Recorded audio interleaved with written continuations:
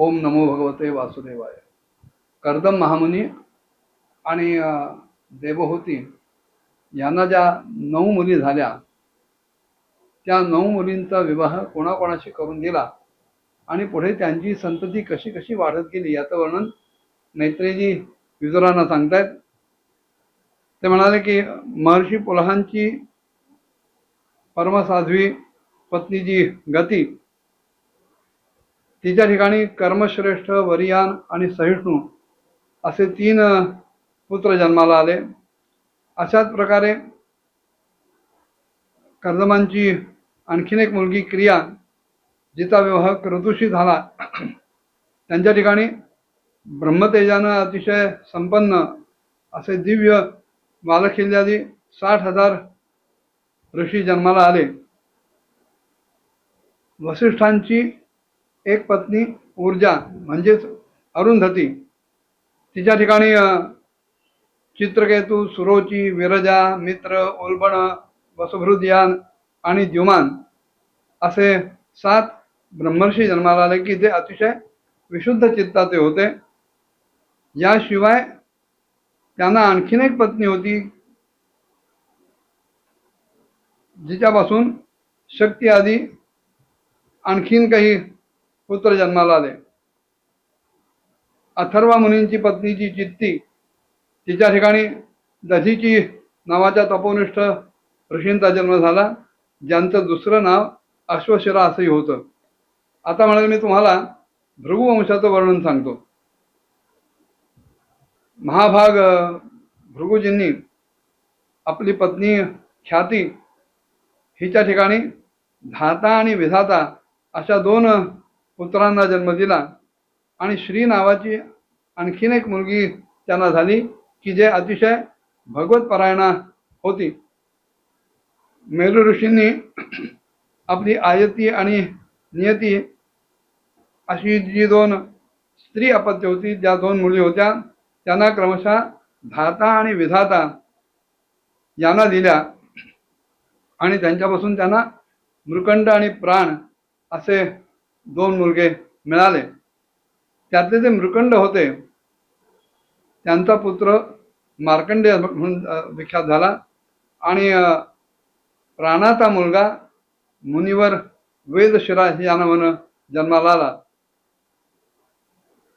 भृगूंना कवी नावाचाही मुलगा होता आणि त्यांच्यापासून भगवान उशना म्हणजे शुक्राचार्य, जे दैत्यांचे गुरु होते, त्यांचा जन्म झाला.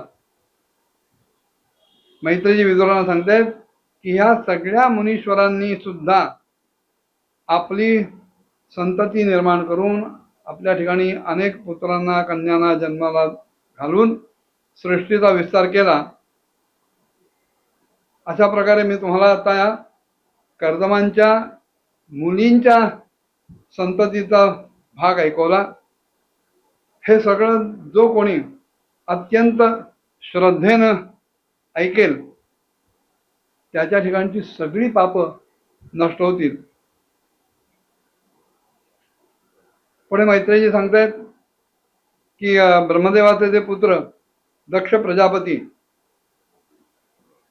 त्यांनी मनुनंदिनी म्हणजे स्वयंभू मनूंची मुलगी प्रसूती हिच्याशी विवाह केला आणि तिच्या ठिकाणी त्यांना अतिशय सुंदर डोळे असलेल्या 16 मुली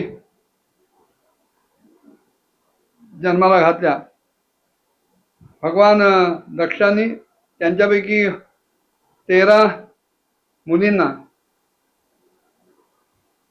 धर्माशी विवाहबद्ध केलं, एक अग्नीला दिली आणि एक समस्त पितृगणाला आणि एक संसाराचा संहार करणाऱ्या, त्याचप्रमाणे जन्ममृत्यूपासून सगळ्यांना सोडवणाऱ्या भगवान शंकरांना ती दिली.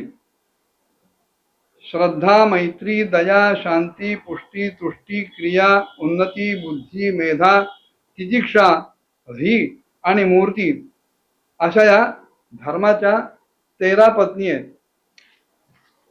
ह्या प्रत्येक शब्दाला काही अर्थ आहे, काही मूल्य आहे. धर्माबरोबर ज्या 13 मुलींचा विवाह लावून दिला, त्यात श्रद्धेचं जेव्हा धर्माशी लग्न लागलं त्यावेळेस त्यांच्यापासून शुभ नावाचा मुलगा जन्माला आला. मैत्री बरोबर धर्मानं केलेल्या विवाहातून प्रकाश नावाचा पुत्र जन्माला आला. दया आणि धर्म यांच्या संयोगातून अभय नावाचा पुत्र जन्माला आला. शांती आणि धर्म यांच्या समागमातून सुख नावाचा पुत्र जन्माला आला. तुष्टी आणि धर्म यांच्या विवाहामुळे मोद नावाच्या पुत्राचा जन्म झाला. पुष्टी आणि धर्म यांच्या विवाहामुळे अहंकार नावाचा मुलगा जन्माला आला. क्रिया आणि धर्म याच्यातून योगाचा जन्म झाला. तितिक्षा आणि धर्म याच्यातून क्षेम जन्माला आला. उन्नती आणि धर्म यांच्यापासून दर्प जन्माला आला. बुद्धी आणि धर्म यांच्या विवाहातून अर्थ हा पुत्र जन्माला आला. मेधा आणि धर्म यांच्या विवाहातून स्मृती नावाच्या अपत्याची प्राप्ती झाली. लज्जा आणि धर्म यांच्यापासून विनय जन्माला आला. आणि शेवटची जी मूर्ती नावाची कन्या होती तिचा जेव्हा धर्माशी विवाह झाला तेव्हा त्यांच्यापासून साक्षात नर आणि नारायण ही जोडी जन्माला आली की ते साक्षात भगवंताचेच अंश आहेत. आपण जर या नावांचा शब्दांचा विचार केला तर आपल्या सहज लक्षात येईल कुठलंही धर्माचरण करत असताना ते जर श्रद्धेनं केलं, धर्म हा श्रद्धायुक्त अंतःकरणानं जर पाळला तर त्याच्यातून माणसाचं शुभच घडतं, चांगलंच घडतं. तुष्टी आणि धर्म हे जर एकत्र आले तर त्याच्यातून माणसाला आनंदच मिळतो. पण पुष्टी आणि धर्म जर एकत्र आले तर मात्र त्याच्यातून अहंकार जन्माला येतो. धर्म शांत चित्ताने जर आचरला गेला तर त्याच्यातून माणसाला अपूर्व असं सुख लाभतं.